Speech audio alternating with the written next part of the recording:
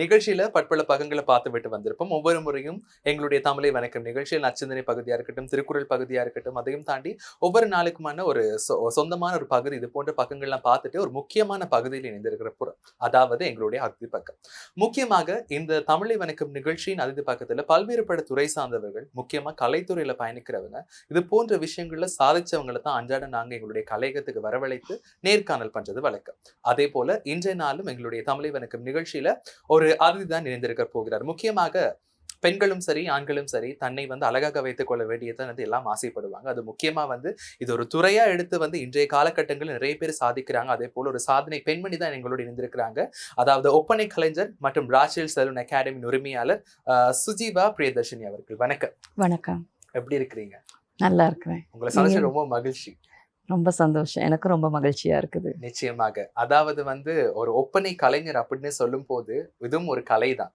அதாவது ஆதிகாலம் தொட்டு இதுக்கு ஒரு கதை காணப்படுது. அதாவது ராஜா ராணி அப்படின்னு இருக்கும் போது ஒரு செங்கல் மண், அதுக்கப்புறம் அங்க பயன்படுத்தக்கூடிய ஒரு சிறு துளிகள், அதுக்கப்புறம் இலையில கிடைக்கக்கூடிய அந்த பச்சை நிறம், அந்த பழங்கள்ல கிடைக்கக்கூடிய சிகப்பு நிறம், இது போன்ற உதட்டு சாயங்கள், லிப்ஸ்டிக்கா இருக்கட்டும், இது போன்ற விஷயங்கள் ஆரம்பிக்கப்பட்ட செயல் இன்னைக்கு HD மேக்கப் அளவுக்கு நிக்குதுன்னு சொல்லலாம்.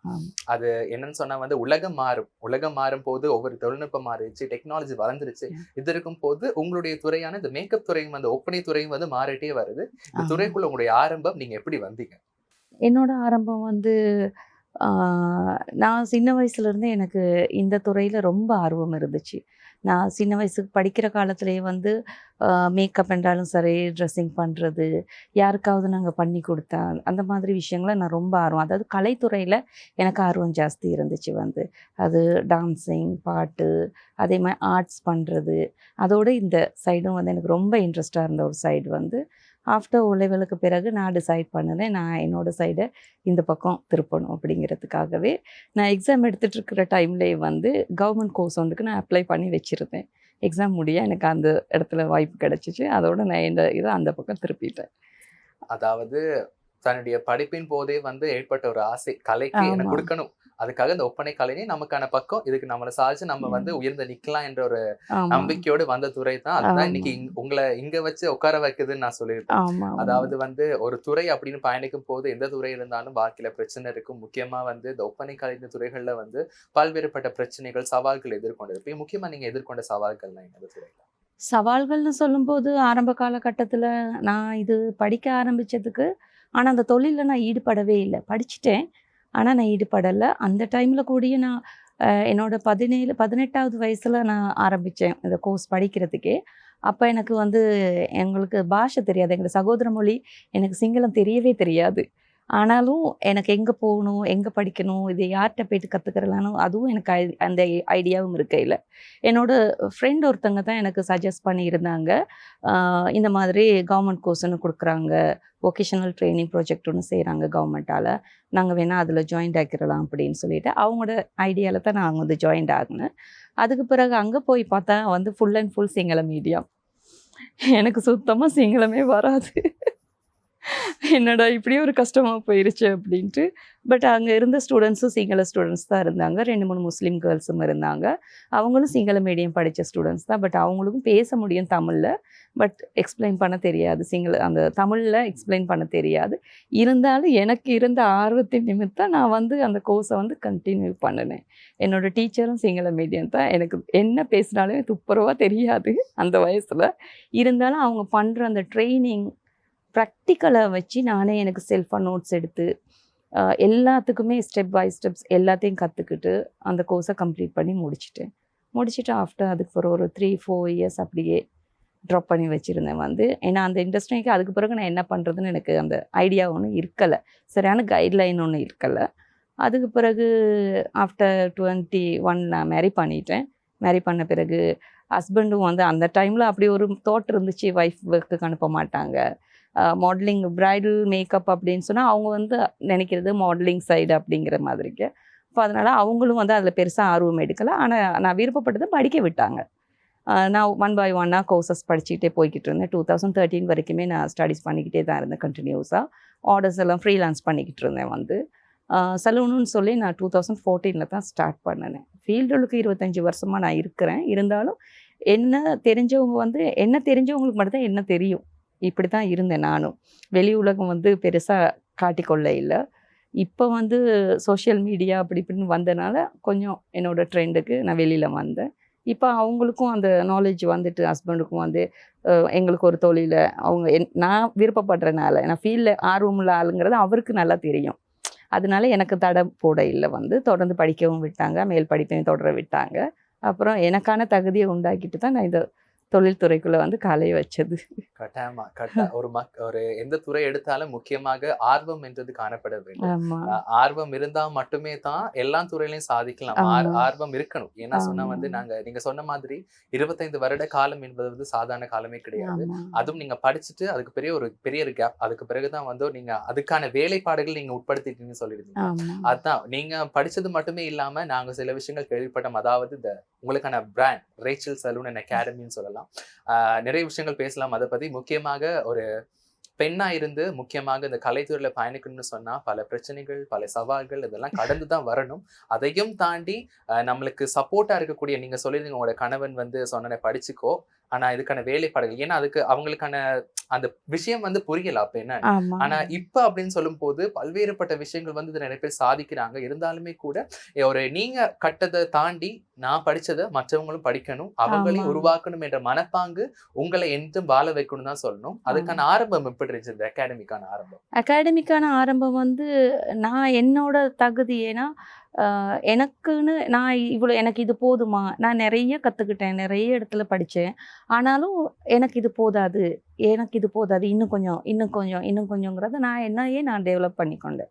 அப்புறம் அந்த மாதிரி ஒரு சூழ்நிலையில் தான் ரைட் ஓகே, இனி நாங்கள் வந்து எங்களுக்கு ஒரு அகாடமியை நாங்கள் ஓப்பன் பண்ணலாம், இனி நான் ஒரு ஸ்டாண்டர்டான சைடுக்கு வந்துட்டேன் அப்படிங்கிறது நான் ஃபிக்ஸ் பண்ண பிறகு தான் வந்து அந்த இடத்துல காலை எடுத்து வைக்கவே ஆரம்பித்தேன். அகாடமியை ஓப்பன் பண்ண முன்னாடியே வந்து நாங்கள் இந்த தொழில்துறைக்கு வரும்போது நான் எக்ஸ்பீரியன்ஸ் பண்ணினேன். இந்த காலகட்டத்துக்குள்ளே நான் நிறைய இடத்துல சலூன்ஸில் ஒர்க் கேட்டு போயிருக்கிறேன். வந்து ஒவ்வொரு இடங்களில் எனக்கு ரொம்ப பேட் எக்ஸ்பீரியன்ஸ் நான் பார்த்துருக்குறேன். எப்படின்னா வந்து அந்த பெருசாக ஸ்டாஃப்ஸ் கூடயும் பெருசாக கவனிக்க மாட்டாங்க. ஏதாவது நம்ம டிஸ்கஸ் பண்ண போனால் கூட அதை பற்றி எதுவுமே சொல்லித்தர மாட்டாங்க. ஆரம்ப காலகட்டத்தில் நானே உண்மையாக அந்த பியூட்டிஃபுல் பார்த்துட்டு பயந்துருக்கேன். என்னடா இவ்வளோ ப்ரௌடாக நடந்துக்கிறாங்க, இப்படியெல்லாம் இருக்காங்க, ஏன் இப்படி வந்து அப்போ நம்ம கற்றுக்கிற போகிறதே வந்து தெரியாத ஒரு விஷயத்தை தான். தெரியாத உலகத்துக்குள்ளே காலை எடுத்து வைக்கும்போது வந்து நான் நினைக்கிறேன் நான் சரியான ஒரு டீச்சரை கண்டிருக்க மாட்டேன்னு சொல்லி. நான் ஃபேஸ் பண்ண எல்லாருமே வந்து கொஞ்சம் ரகடாக தான் இருந்தாங்க அந்த டைம்லேயே. அப்போ அதனால எனக்கு கொஞ்சம் பயம் இருந்துச்சு. ஆரம்ப காலகட்டத்தில் எனக்கும் பயம் இருந்துச்சு. எகைன் நான் வந்து மறுபடியும் என்ன பண்ணேன்னா, நான் இந்த துறையில் காலை எடுத்து வைக்கிறதுக்கே நான் இன்னுமே சொல்லப்போனால் என்னோட அந்த டீச்சர் தான் காரணம். வந்து அவங்க வந்து மரகமையில் ரோசி சிக்ஸ் அகாடமி செய்கிறாங்க. வந்து ரோசி மேடம் தான் உண்மையாகவே இதுக்கு காரணம்னு சொல்ல முடியும். ஏன்னா நான் தேடி தேடி படிச்சுக்கிட்டு இருந்தேன் எல்லா இடமுமே. அந்த காலகட்டத்தில் தான் அவங்கக்கிட்ட ஒரு நெயில் சம்மந்தமாக ஒரு கோர்ஸ் ஒன்று படிக்க போகும்போது தான் நான் அவங்கக்கிட்ட தான் மைண்ட் ஃப்ரீயாக அவங்கக்கிட்ட தான் நான் டிஸ்கஸ் பண்ணினேன். மேடம் இப்படி தான் இருக்குது, நான் இப்படி இந்த கோர்ஸ் வரைக்கும் பண்ணிட்டேன், இதுக்கு அங்கிட்டு நான் எப்படி செய்யணும்னு எனக்கு தெரியலை, எனக்கு ஆசை இந்த இண்டஸ்ட்ரியில் நானும் ஃபீல்டுக்குள்ளே டெவலப் ஆகணும். அப்போ அவங்க என்னோடய டாக்குமெண்ட்ஸ் சர்டிஃபிகேட்ஸ் எல்லாம் எடுத்து பார்த்துருக்கேன். இவ்வளோ காலம் எக்ஸ்பீரியன்ஸ் இருக்குது, ஏன் வந்து நீங்கள் என்விக்யூ லெவலெல்லாம் செய்யாமல் விட்டுருக்கீங்க அப்படின்னு சொல்லிட்டு. ஏன்னா 2005க்கு முதல்ல வந்து என்விக்யூ லெவலுங்கிறது இருக்கலை. அப்போல்லாம் வந்து ஃபுல்லாக பியூட்டி கல்ச்சர்னு சொல்லி ஒரேடியாக ஒரு கோர்ஸ்குள்ளே அடக்கிடுவாங்க. அந்த பேருக்கு கீழே தான் இருந்துச்சு. அப்போ என்னோடய சர்டிஃபிகேட்டும் அப்படி தான் இருந்துச்சு, பியூட்டி கல்ச்சர்னு சொல்லி. அப்போ அது ஒரு காலகட்டத்தில் இருந்தது. 2005க்கு பிறகு இந்த இண்டஸ்ட்ரியில் என்விக்யூ லெவலுங்கிற கான்செப்ட் வந்துட்டு அப்போ எனக்கு கூட அது தெரியாது, எங்கே போகணும், என்ன செய்யணும், எது படிக்கணும்னு எனக்கும் தெரியாது. பட் அவங்கக்கிட்ட டிஸ்கஸ் பண்ணும்போது தான் அவங்க தான் எனக்கு வழிகளையே காட்டி கொடுத்தாங்க. இல்லை நீங்கள் இப்படி பண்ணலாம், உங்களுக்கு இவ்வளோ அனுபவம் இருக்குது, நீங்கள் எக்ஸாம் எடுக்கலாம், அழகாக போய்ட்டு இதை செய்யலாம், செஞ்சுட்டு நீங்கள் ஃபீல்டுக்குள்ளே கால் எடுத்து வைக்கலாங்கிற அவங்க தான் எனக்கு ஒரு உண்மையாகவே ஒரு பெரிய ஒரு வழிகாட்டியாக இருந்தாங்க. வந்து அவங்களால தான் நான் இந்த இடத்துல இப்படி உட்காந்து பேசிகிட்டே இருக்கிறேன்.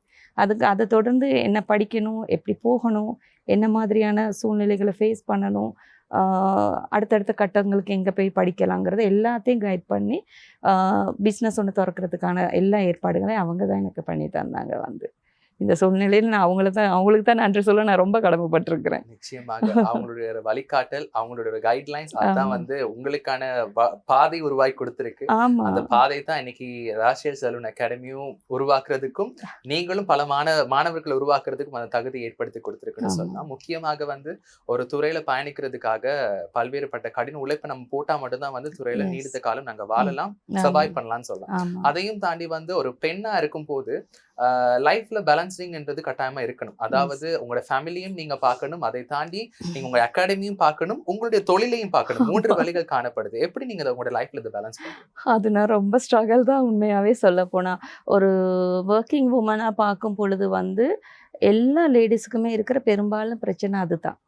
ஏன்னா அவங்களுக்கு ஃபேமிலி லைஃபுக்கு கொடுக்குற டைமு கொடுக்க முடியாது சரியா, குழந்தைங்களுக்கு கொடுக்குற டைமை சரியாக கொடுக்க முடியாது. அதே சமயம் நாங்கள் ஒரு தொழில்னு காலை வச்சிட்டோன்னு சொன்னால் அதோட டெவலப்மெண்ட் சைடு அதோட அபிவிருத்தியையும் நாங்கள் ஃபோக்கஸ் பண்ண வேண்டியதாக இருக்கும். அதே சமயம் ஃபேமிலி லைஃப்பையும் அவங்களோடையும் நாங்கள் எங்களோட டைமை வந்து பேலன்ஸ் பண்ண வேண்டிய கட்டாயத்துலேயும் நாங்கள் இருக்கிறோம். அது உண்மையாகவே ரொம்ப கஷ்டம் லேடிஸ்க்கு அந்த மாதிரி விஷயங்களை ஃபோக்கஸ் பண்ண.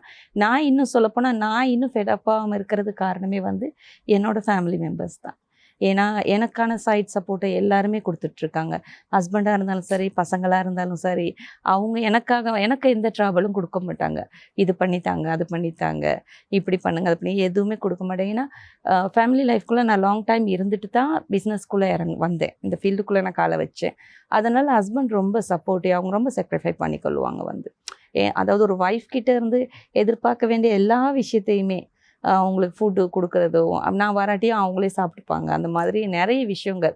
பசங்களும் அப்படித்தான். நான் ஓஃபாய் வரும் வரைக்குமே வெயிட் பண்ணிகிட்ருப்பாங்க. அதுக்கு பிறகு நாங்கள் லேட் நைட் வெளியில் எங்கே சரி கூட்டிகிட்டு போக சொல்லுவாங்க. நான் அந்த நேரம் கொஞ்சம் அவங்களுக்காக நானும் சாக்ரிஃபை பண்ணேன். எவ்வளோ டயர்டாக இருந்தாலும் அவங்களோட டைமை நான் அவங்களுக்கு கொடுத்துருவேன் வந்து.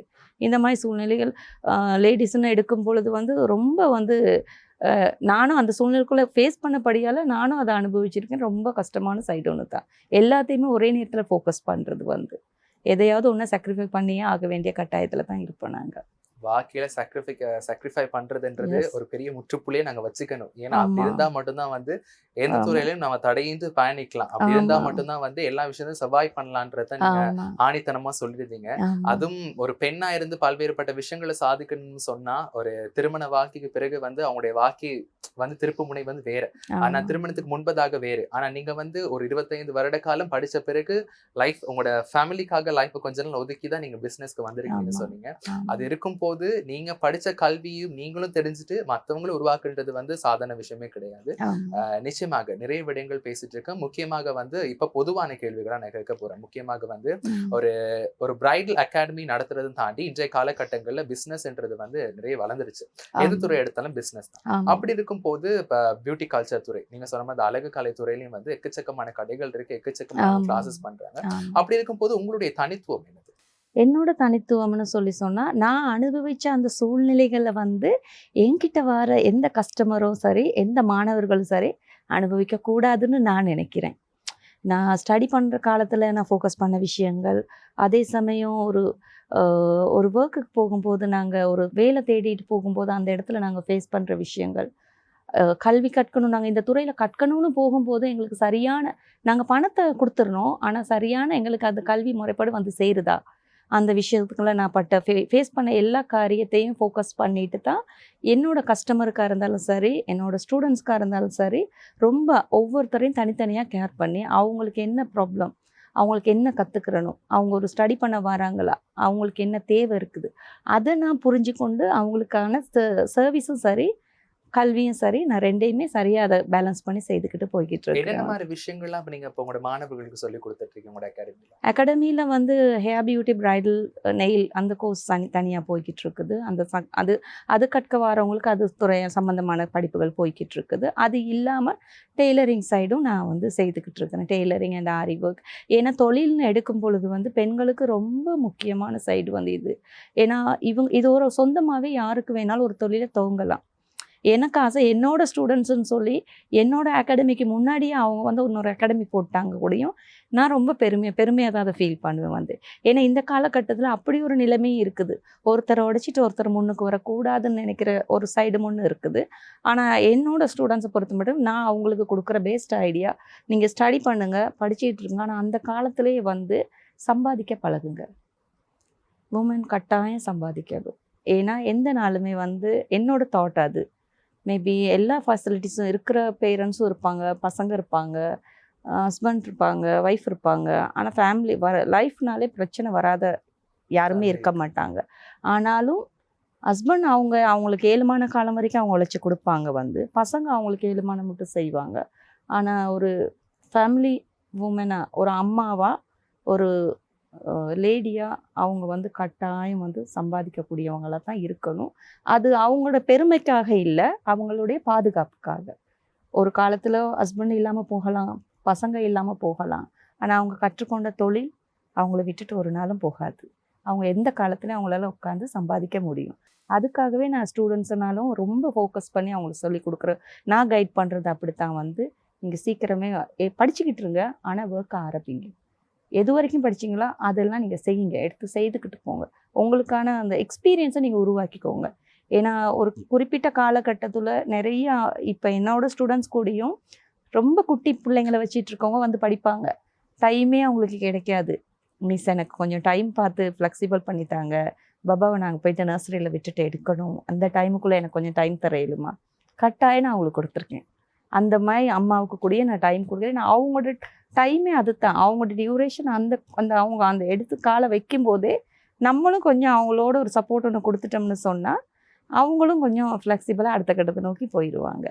அது என்னோட டார்கெட் வந்து. என்னோட தனித்துவம்னு சொன்னால் நான் அதை தான் சொல்லுவேன். நிச்சயமாக. அதுல முக்கியமான ஒரு விடயம் சொல்லியிருந்தீங்க, கைத்தொழில் ஒரு நாள் உங்களை கை கொடுக்கும் என்ற மாதிரி. கட்டாயம் முக்கியமாக பெண்கள் அப்படின்னு சொல்லும்போது கட்டாயமா ஒரு கைத்தொழிலை தெரிந்து வைத்திருக்க வேண்டும். கட்டாயம் அதாவது தன்னுடைய வாழ்க்கையில இப்ப இன்றைய காலகட்டம் பார்ப்போமா இருந்தா ஆண்கள் மட்டும் ஒரு குடும்பத்தில் சம்பாதித்தா பத்தாது. பத்தாது. நிச்சயமாக ஒரு மனைவியா இருக்கக்கூடிய பெண்ணும் சம்பாதித்தா மட்டும்தான் ஒரு லைஃபை வந்து அழகான முறையில ரன் பண்ணக்கூடியதா இருக்கும். அது இன்றைய கட்டாயம் காலகட்டங்களில் கட்டாயமா அதான் தேவைன்னு சொல்றேன். கட்டாயம் நிறைய விடயங்கள் பேசிட்டு இருக்கேன். முக்கியமாக வந்து இந்த ஒப்பனை கலைஞர் துறை அப்படின்னு வரும்போது நாளாந்துக்கு அதாவது ஒவ்வொரு நாளும் வந்து மாறிப்பட்டே வருது. நிச்சயமாக ஆமாம் அப்டேட் பண்ணிக்கணும் நம்மள. ஆமாம் ஆனா ஆரம்ப காலம் நான் ஆரம்பத்துல சொன்ன மாதிரி ஒரு வரலாறு அப்படின்னு இருக்கும்போது அதை தாண்டி இன்னைக்கு HD மேக்கப் வரைக்கும் இருக்குதுன்னு சொன்னா அந்த ஆமாம் இடைப்பட்ட காலம் என்றது எவ்வளவு அப்டேட்ஸ் இருந்திருக்கும். அதையும் ஆமாம் தாண்டி நீ ஃபியூச்சர்லயும் பல அப்டேட்ஸ் இருந்திருக்கும். வர இதை ஆரம்பி எப்படி நீங்களும் அப்டேட் பண்ணிக்கிறீங்க, மாணவர்களுக்கும் எப்படி அந்த அப்டேட் சொல்லி கொடுக்குறீங்க? இப்போ இருக்க காலகட்டத்துக்கு நாங்கள் பழசை வந்து முன்னாடி கொண்டு வர முடியாது. ஆனால் புதுசை நாங்கள் எடுத்துக்கொண்டா தான். ஏன்னா கஸ்டமர்னு பார்க்கும் பொழுது வந்து அவங்களுக்கு வந்து புதுசு தான் ஆசைப்படுறாங்க. ஏன்னா சோஷியல் மீடியா எல்லாரது கையிலையும் இருக்குது. இப்போ எது புதுசாக வருதோ அவங்க அதை தான் விரும்புறாங்க. டார்கெட் பண்ணுவாங்க. திடீர்னு வருவாங்க சலூனில் வந்து இந்த சர்வீஸ் இருக்கா, அந்த சர்வீஸ் இருக்கான்னு எதையாவது புதுசாக தான் கேட்பாங்க. இது பண்ணுறீங்களா? அவங்களுக்கு அந்த நாலேஜ் இருக்குமான்னு கூட தெரியாது. அவங்களுக்கு அது சூட்டபிளான்னு கூட அவங்களுக்கு அது தெரியாது. பட் அந்த பேர் புதுசாக ஏதாவது ஒரு அப்டேட் வந்துருச்சுன்னா அந்த பேருக்காகவே அதை வந்து செய்து பார்க்கணுன்னு ஆசைப்படுவாங்க. அப்போ அதனால மாணவர்கள் இருக்கிற யாருமா இருந்தாலும் சரி, நானாக இருந்தாலும் கூடயும் இது எனக்கு அடுத்தது என்ன, இன்னும் என்ன அப்டேட் பண்ணணும்னு நான் என்ன அப்டேட் பண்ணி கொண்டு தான் இருப்பேன் வந்து. அது தான் இப்போ இருக்க காலகட்டத்துக்கு கூட எங்களால் அதோடு சேர்த்து அந்த ஸ்பீடில் எங்களால் போக முடியும். ஏன்னா நாங்கள் சம்பாதிக்கணும்னு வெளிக்கிட்ட பிறகு வந்து யோசிச்சுட்டு இருக்க முடியாது. கொஞ்சத்தை வச்சுக்கிட்டு எதையுமே பண்ண முடியாது. அப்போ ஸ்டூடெண்ட்ஸ்க்காக இருந்தாலும் சரி, நீங்கள் இன்னும் கொஞ்சம் புதுசாக என்ன வருது அதை அப்டேட் பண்ணுங்கள், ட்ரெண்ட் அப்டேட் பண்ணிக்கோங்கன்னு சொல்லி நானும் அவங்களுக்கு ரொம்ப அட்வைஸ் பண்ணுவேன் வந்து. நானும் கற்றுக்கொள்வேன். கட்டாயமா நாம கத்துட்டதை தாண்டி அந்த ஆமாம் அப்டேட். ஏன்னா இப்ப நம்ம கஸ்டமர் அப்படின்னு சொல்லும் போது இந்த துறை முக்கியமா அந்த ஒப்பனை கலைஞர் துறை எடுக்கும் போது ஆமாம் மிகவும் உயர்ந்த வருமானத்தை பெறக்கூடிய துறையாகவும் இந்த ஆமாம் துறை காணப்படுகிறது. காணப்படுது. ஆனா இருந்தாலுமே கூட அவங்களுக்கு போய் சேரக்கூடிய, அதாவது எங்களுக்கு கஸ்டமருக்கு போய் சேரக்கூடிய வகையில் நம்மளையும் மாற்றி ஏற்படுத்தி கொடுக்கறதுன்றது வந்து சரியான ஒரு ஈஸியான விடயம் கிடையாது. ஆமாம் ஏன்னு பார்த்தோமா இருந்தா இப்ப நீங்க முதல்ல சொன்ன நாங்க கதைச்சுக்கிட்டு இருக்கும்போது நீங்க சொல்லியிருந்தீங்க, அதாவது ஒரு பிரைடலுக்காக நீங்க வாராங்க அப்படின்னு சொன்னா வந்து நிறைய பேர் வந்து சில ஸ்கின் டோனுக்கு அந்த இதே செட் ஆகாது. ஆனா இதுதான் எனக்கு வேணும், இதை நீங்க எனக்கு பண்ணித்தாங்கன்ற மாதிரி வந்து நின்றுவாங்க. ஆனா இதை பத்தி படிச்சு இதை பற்றி நிறைய விஷயங்களை தெரிஞ்ச உங்களுக்கு நீங்க சொல்லுவீங்க, இது அவங்களுக்கு செட் ஆகுமா மேபி தெரியல, அவங்களுக்கு அந்த புரிந்துணர்வு இல்லாத காரணமாக அவங்க அப்படி வந்து கேட்குறாங்க. இதெல்லாம் நீங்க எப்படி உங்க மேனேஜ் பண்றீங்க? இது கோர்ஸ்லயும் சரி, நீங்க கஸ்டமர்ஸ்லயும் சரி. கஸ்டமரோட அது ரொம்ப காம்ப்ளிகேட்டடான சைடு வந்து. ஏன்னா நாங்கள் கஸ்டமர் அவங்க ஆசைப்பட்டுட்டு வருவாங்க.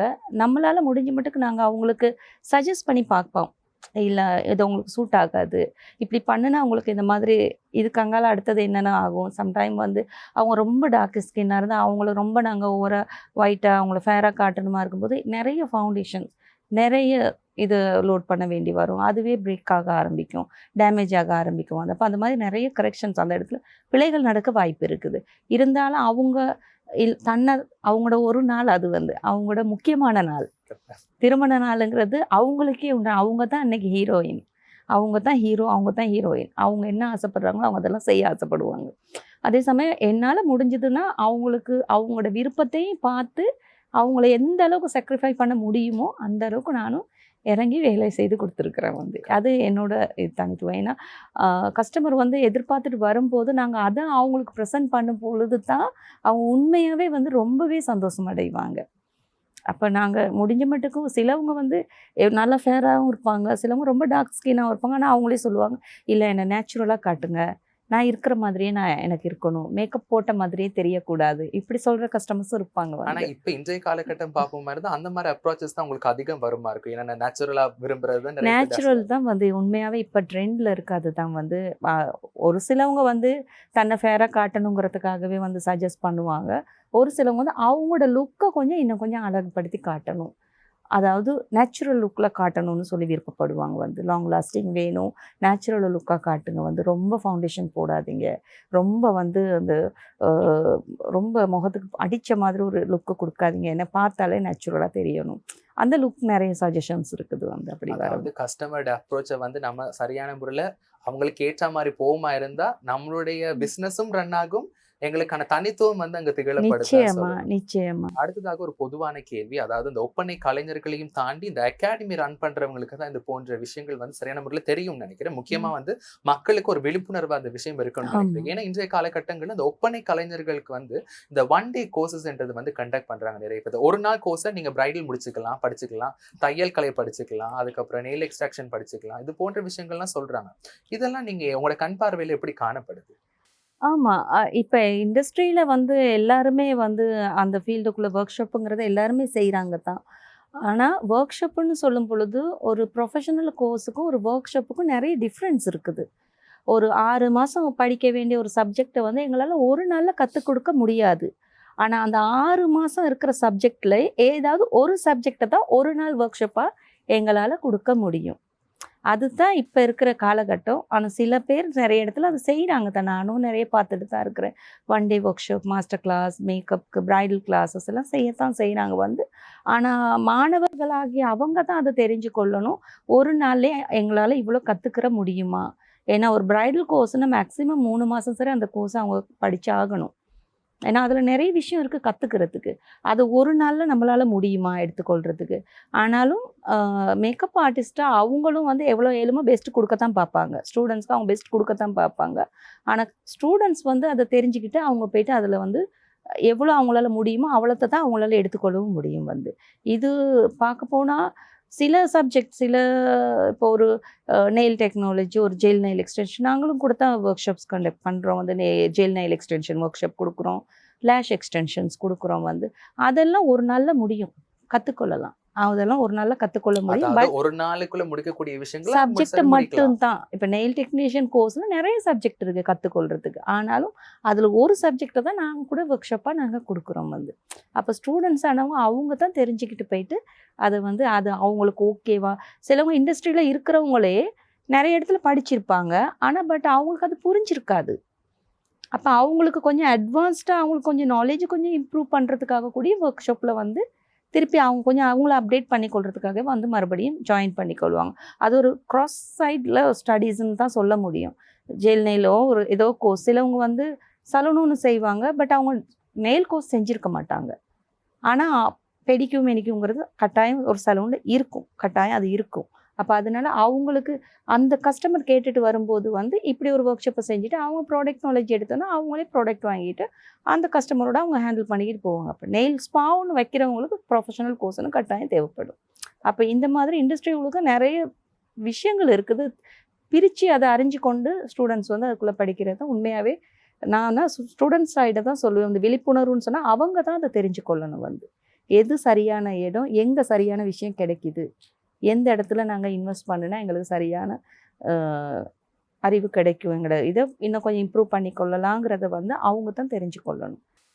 நிச்சயமாக. அதாவது ஒரு துறை அப்படின்னு எடுக்கும் போது மாணவர்கள் வந்து ஒரு இடத்துல வந்து படிச்சு கொள்றாங்கன்னு சொன்னா அது ஒரு தகுதியான ஒரு இடமா இருக்கணும். ஏன்னா இன்றைய காலகட்டங்கள்ல நிறைய இடங்கள்ல சாதாரணமா ஒரு நாள் இப்ப நீங்க சொன்ன மாதிரி 1 day கோர்ஸ் படிச்சுட்டு அவங்களே கிளாஸ் கண்டக்ட் பண்ணக்கூடிய நிறைய பேர் இருக்காங்க.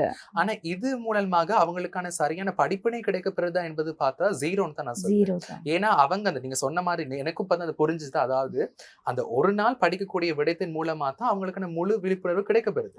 ஆனா அந்த படிக்க வாரவங்க தான் தெரிஞ்சுக்கணும் நம்மளுக்கு அந்த ஒரு நாளைக்கான பகுதி முழு நேரமா கவர் பண்ணப்படுதா என்பது கேள்விக்குறியா காணப்படுது.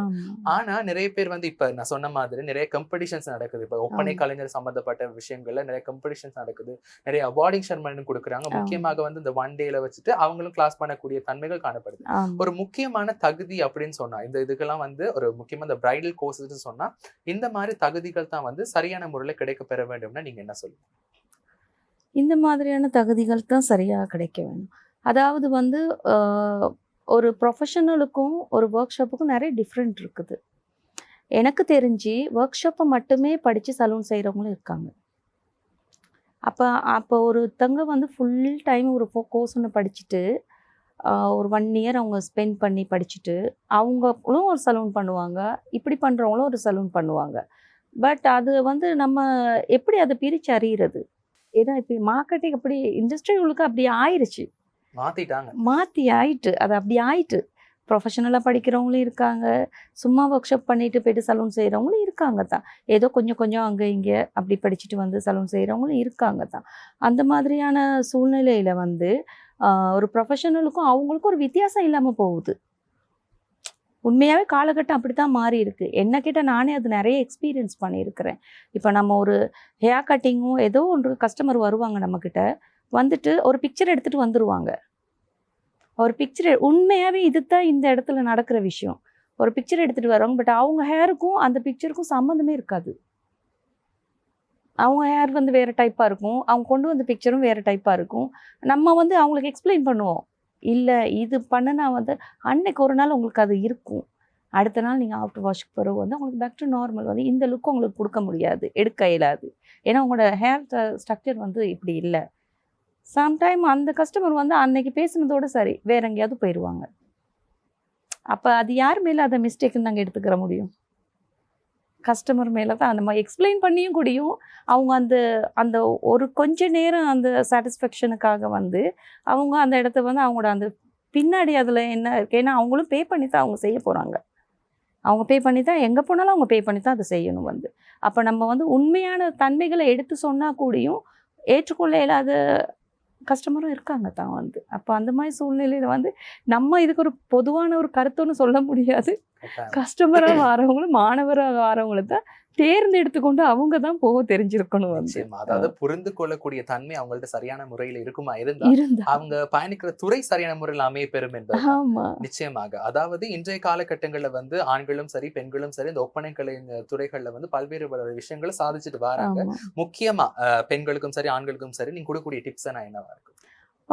அவங்களுக்கு நாங்கள் கொடுக்கக்கூடிய டிப்ஸ்ன்னு சொன்னால் வந்து இப்போ அவங்க ஒரு தொழிலில் நாங்கள் இறங்கும் பொழுது வந்து A to Z வந்து நம்ம தெரிஞ்சுக்கிட்டு போயிட்டு காலை வச்சுட்டோன்னு சொன்னால் எங்களால் வந்து எந்த ஒரு பிரச்சனையும் ஃபேஸ் பண்ண முடியும். அது பின்னாடி வர எல்லா பிரச்சனையும் எங்களால் ஃபேஸ் பண்ண முடியும். சும்மா கொஞ்சம் கொஞ்சமாக அப்படி கற்றுக்கிட்டு எப்படியும் அவங்க ஸ்பெண்ட் பண்ண போகிறாங்க. எல்லா இடமும் காசு கொடுத்து தான் அவங்க படிச்சாகணும். சும்மா எங்கேயுமே எதுவுமே கிடைக்காது, எந்த இடத்துலையும் சும்மா இலகுவாக கிடைக்காது.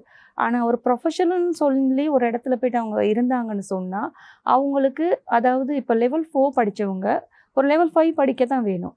level 5 படித்தாங்கன்னா அவங்க level 6க்கு போக முடியும். அடுத்து அப்போ அந்த இதுக்குரிய இண்டஸ்ட்ரியில் இப்போ இருக்குது தானே, எவ்வளோ விஷயம் வளர்ந்துட்டு, எவ்வளவோ டெக்னாலஜி வளர்ந்துருச்சு. அப்போ வந்து நிறைய ஆண்களும் சரி பெண்களும் சரி ஓரளவு நமக்கு இது போதும், இந்த அளவுக்கு நம்ம வந்து எங்களுக்கு இந்த அளவில் போதும், நாங்கள் இதிலேயே சம்பாதிச்சுக்கிட்டு இருக்கலாம் அப்படின்னு இருக்கிறத விட என்னோட பர்சனல் அட்வைஸ் அப்டேட் ஆகுங்க, இன்னும் கொஞ்சம் அடுத்த லெவலுக்கு போங்க. ஏன்னா நீங்கள் வயசானாலும் உட்காந்து சம்பாதிக்கணும் தானே. எந்த நாளும் நமக்கு வேலை பண்ணிக்கிட்டே இருக்க முடியாதுல்ல. நம்ம உட்காந்து சம்பாதிக்கணும் அந்த இடத்துல. அப்போ நீங்கள் உங்களோட நாலேஜை இன்னும் கொஞ்சம் அப்டேட் பண்ணிக்கிட்டு போனாங்கன்னு சொன்னால் அவங்க வயசான காலத்தில் அவங்க உட்காந்து சம்பாதிப்பாங்க. அது என்னோட அட்வைஸ். அதுதான் ப்ரொஃபஷனலாக போங்க. அங்கே இங்கே கொஞ்சம் கொஞ்சம் எடுத்துக்கலாம். இப்போ கொஞ்சம் கொஞ்சமாக போயிட்டு படிக்கிறது நான் தப்புன்னு சொல்ல வரல.